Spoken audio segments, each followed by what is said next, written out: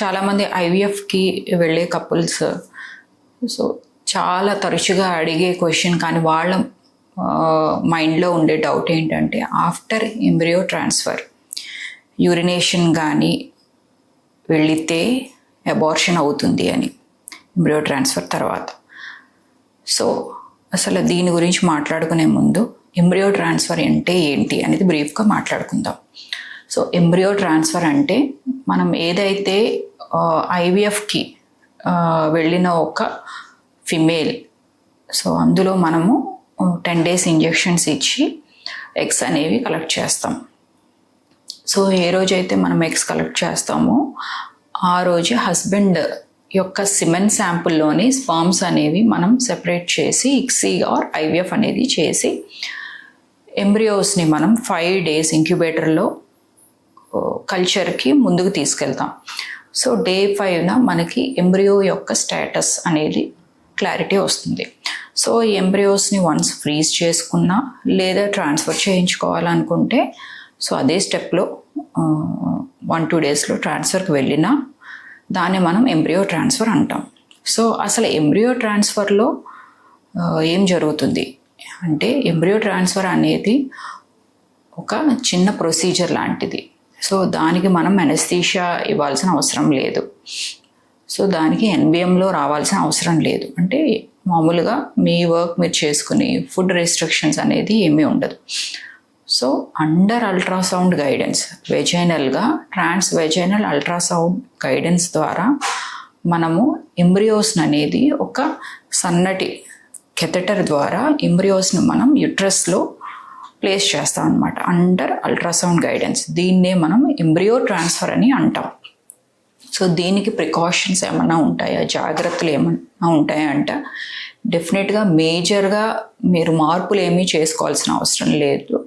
But డెఫినెట్గా మీ doctor ఇచ్చిన medication మీరు కరెక్ట్గా తీసుకోవాలి.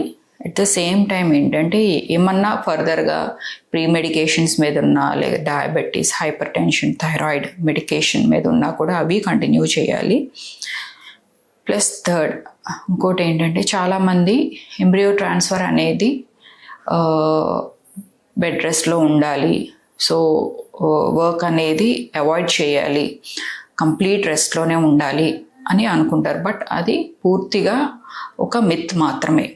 సో బెడ్ రెస్ట్ అనేది అవసరం లేదు.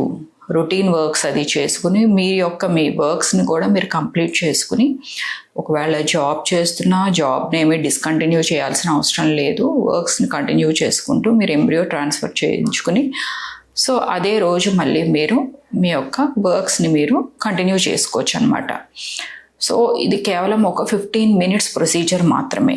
సో కేవలం 15 నిమిషాల్లో మీకు ఈ ప్రొసీజర్ అనేది అయిపోతుంది.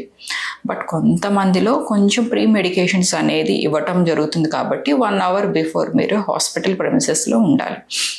Plus at the same time మనకి ఇక్కడ 49లో ఆర్ఏ విట్నెసింగ్ కార్డ్ అనేది ఇస్తాం కాబట్టి డెఫినెట్గా ఏదైతే మీకు ఆర్ఏ విట్నెసింగ్ కార్డ్స్ ఇస్తే డెఫినెట్గా మీ ఐడి కార్డ్స్ అనేది క్యారీ చేయాలి. సో దట్ లాస్ట్ మూమెంట్లో మీకు కన్ఫ్యూజన్ అనేది ఉండదు. సో డైట్ అంటారు, డెఫినెట్గా డైట్ అవుట్ సైడ్ ఫుడ్ని యాజ్ సచ్ కంప్లీట్గా అవాయిడ్ చేయాలి. ఫుడ్ విషయంలో స్పైసెస్ కానీ హై క్యాలరీ డైట్ని అవాయిడ్ చేస్తూ హైడ్రేషన్ అనేది చాలా ఇంపార్టెంట్. సో ఇవన్నీ పాటిస్తూ ఎంబ్రియో ట్రాన్స్ఫర్ అనేది ఒక normal simple like OP procedure లాంటిది. సో దీని తర్వాత ఎంబ్రియో ట్రాన్స్ఫర్ తర్వాత ఏంటంటే ఇమ్మీడియట్ ఎంబ్రియో ట్రాన్స్ఫర్ చేయించుకున్న తర్వాత యూరినేషన్కి వెళ్తే అబార్షన్ అవుతుంది అనేది నిజమా? సో ఇందులో మీరు తెలుసుకోవాల్సిన విషయం ఏంటంటే ఎంబ్రియో ట్రాన్స్ఫర్కి ముందు కొంతవరకు హాఫ్ ఫిల్డ్ బ్లాడర్ తోటి మిమ్మల్ని డాక్టర్ ప్రిపేర్ చేస్తారనమాట. సో కొంతవరకు మీరు వాటర్ తాగి మీ బ్లాడర్ అనేది అట్లీస్ట్ హాఫ్ ఫిల్డ్గా ఉండాలి. సో ఆ స్టేజ్లో ఉన్నప్పుడు మనం ట్రాన్స్ఫర్ అనేది చేస్తాం. సో వన్స్ ట్రాన్స్ఫర్ చేస్తున్నప్పుడు కూడా ఎటువంటి డిస్టర్బెన్సెస్ లేకుండా సో జెంటిల్గా చేయడం జరుగుతుంది. సో జెంటిల్గా పొజిషన్లో మనము కరెక్ట్ పొజిషన్లో పేషెంట్ని మనము ఉంచితే జెంటిల్గా చేయటం వల్ల ఏంటంటే ఎంబ్రియో ట్రాన్స్ఫర్ అనేది చాలా స్మూత్గా అండ్ సక్సెస్ రేట్ కూడా ఇంప్రూవ్ అవుతుంది. సో ఇమీడియట్గా నెక్స్ట్ ఏం చేయాలి, యూజువల్గా 1 అవర్ అనేది కొంచెం ఆ లయింగ్ డౌన్ పొజిషన్లోనే ఉండాలి. సో ఇమీడియట్గా యూరినేషన్ అనేది మనం చెప్పం, ఆర్ మూత్రానికి వెళ్ళండి అని మనం చెప్పం.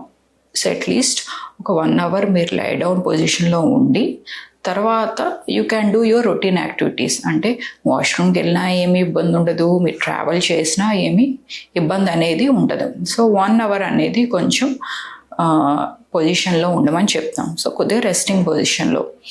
సో దీనివల్ల ఒకవేళ ఇన్ కేస్ వితిన్ 1 అవర్ లోపు మీరు యూరినేషన్కి వెళ్ళినా ఇది కూడా మేజర్గా ఏమీ ఇంపాక్ట్ అనేది జరగదు. ఎంబ్రియోస్ అనేది కింద పడిపోవటం కానీ ఎంబ్రియోస్ అనేవి బయటకు వచ్చేయటం కానీ అనేది జరగదు. సో మేజర్గా మీరు తీసుకోవాల్సిన precautions diet, medication and position ఏదైతే చెప్పామో ఆ పొజిషన్ ప్రకారంగా మిమ్మల్ని మీరు ప్రిపేర్ చేసుకోవటం. అట్ ద సేమ్ టైం ఏంటంటే హాఫ్ ఫిల్డ్ బ్లాడర్తో వెళ్ళటం ద్వారా ఏంటంటే కరెక్ట్ పొజిషన్లో ఎంబ్రియోస్ అనేవి ఇంప్లాంట్ అవ్వడం జరుగుతుందన్నమాట.